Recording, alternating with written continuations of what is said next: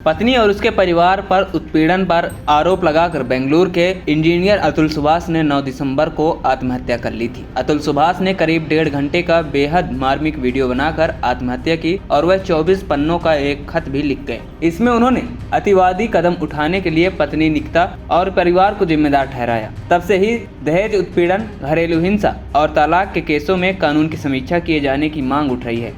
इस बीच supreme court ने मंगलवार को एक केस की सुनवाई करते हुए पति से गुजारा भत्ते की नियमावली तय की। इसके साथ ही जियो और जीने दो का सिद्धांत भी दिया। आपको बता दें, जस्टिस विक्रमनाथ और जस्टिस पीवी पराले की पीठ ने कहा कि गुजारा भत्ता पति को दंडित करने के लिए नहीं होना चाहिए, बल्कि उसका उद्देश्य यह रहे कि पत्नी अच्छे से जीवन यापन कर ले। यही नहीं, बेंच ने देश भर की अदालतों को सलाह दी कि वे गुजारा भत्ता या एलिमनी तय करने से पहले कुछ नियमों का पालन करें। मनमाने ढंग से गुजारा भत्ता की राशि तय नहीं की जा सकती। इससे पति और उसके परिवार वालों पर गैर जरूरी बोझ पड़ता है। अदालत ने कुछ 8 तरीके बताए हैं जिनके आधार पर गुजारा भत्ता तय किया जाना चाहिए, जिनमें पहला है पति और पत्नी का सामाजिक स्तर, दूसरा पत्नी और बच्चों की भविष्य की मूलभूत आवश्यकताएं, तीसरा योग्यता और दोनों पक्षों का रोजगार, चौथा आय का साधन और कुल संपत्ति, पांचवा ससुराल में रहने के दौरान पत्नी का जीवन स्तर, छठा क्या उसने परिवार की देखभाल के लिए नौकरी छोड़ी थी, सातवां मुकदमे में कितनी राशि खर्च हो रही है यदि महिला के पास रोजगार नहीं है, और आठवां पति की आर्थिक स्थिति,